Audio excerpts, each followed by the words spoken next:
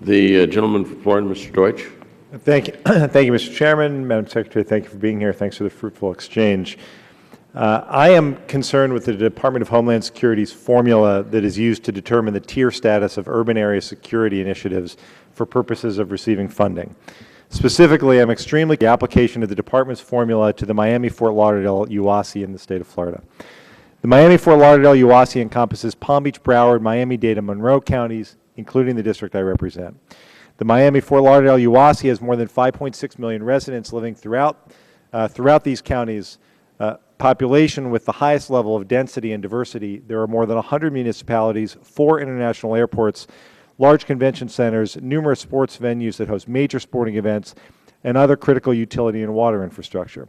It's also home to agriculture, banking, healthcare, and other major industries. Moreover, the U.S. Southern Command, Homestead Air Reserve Base, U.S. Coast Guard operations at Air Station Miami and Station Miami Beach, the National Access Point Center for the Americas, Turkey Point Nuclear Power Plant, and the National Hurricane Center are located in the Miami-Fort Lauderdale UASI.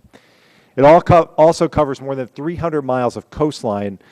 Extensive coastline is very porous and is a risk for drug and arms trafficking and other threats.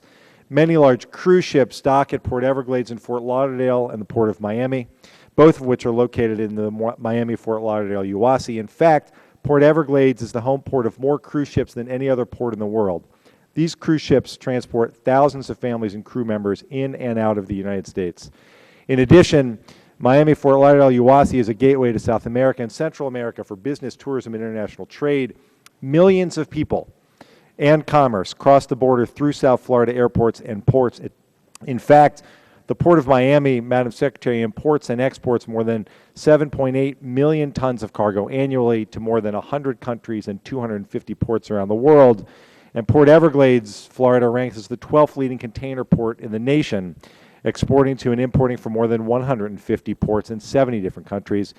The port is also the primary storage and distribution center for refined petroleum products for all of South Florida, supplying nearly 1/5 of the entire state's energy requirements, ranging from propane and gasoline to diesel and jet fuel. Yet, despite being major centers of economic, security, and tourism activity, the Miami-Fort Lauderdale UASI inexplicably does not qualify for Tier 1 funding under the Department of Homeland Security's current funding formula.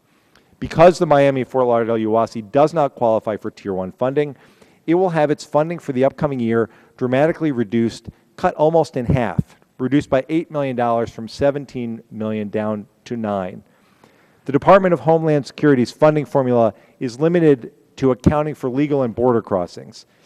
This formula, therefore, does not include the more than 300 miles of coastline, 4 international airports, and several cruise ship ports that are located within the Miami-Fort Lauderdale UASI. Several questions. Shouldn't these air and water entry points in the U.S. be considered with legal and border crossings by the Department in its formula? And it's my understanding that the Secretary of Homeland Security has the discretion to expand the number of UASIs that are included in Tier 1 funding. In fact, there has been expansion recently. Currently, 11 UASIs are eligible for Tier 1 funding. And so, for the reasons that I've laid out, for the safety and security of the millions of Americans who live in, do business in, and visit South Florida, I would urge you in the strongest possible terms that you expand the Tier 1 funding to include Miami-Fort Lauderdale UASI. I would welcome any response now or following this committee meeting.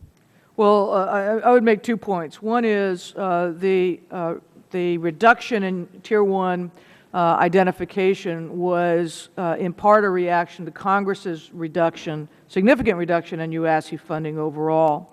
And the question presented to us and to me was whether we just dole out smaller amounts of money or do we continue to fully fund at prior year levels the Tier 1 locations. We made the decision to restrict the number of locations so that we could fully fund the Tier 1s. Tier 1s are evaluated by risk and consequence. So national elements such as you described, coastline, nuclear reactors, critical infrastructure, economic impact are all taken into account.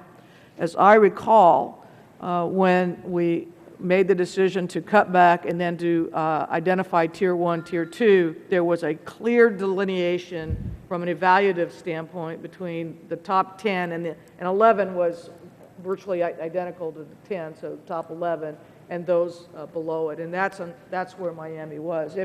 If Congress puts more money into UASI or goes back to prior year levels, we can reconsider that decision. But the decision to expand Tier 1 is a decision made by your office. That is correct. And in fact, Tier 1 has been expanded in the past, not just to include. When there was money, yes. Well, I understand, but the further, and I also understand the decisions Congress makes about funding, but it's the decision of the Department of Homeland Security to keep the Tier 1 funding the same and slash dramatically the funding to Miami-Fort Lauderdale UASI. I think the reason, Representative, is because the evaluation of risk and consequence did not put the Miami UASI into the Tier 1 status. I would urge you to reconsider and reanalyze the risk and consequences involved in the decision. I yield back. Thank you, Madam Time of the gentleman's expired. Mr. Issa.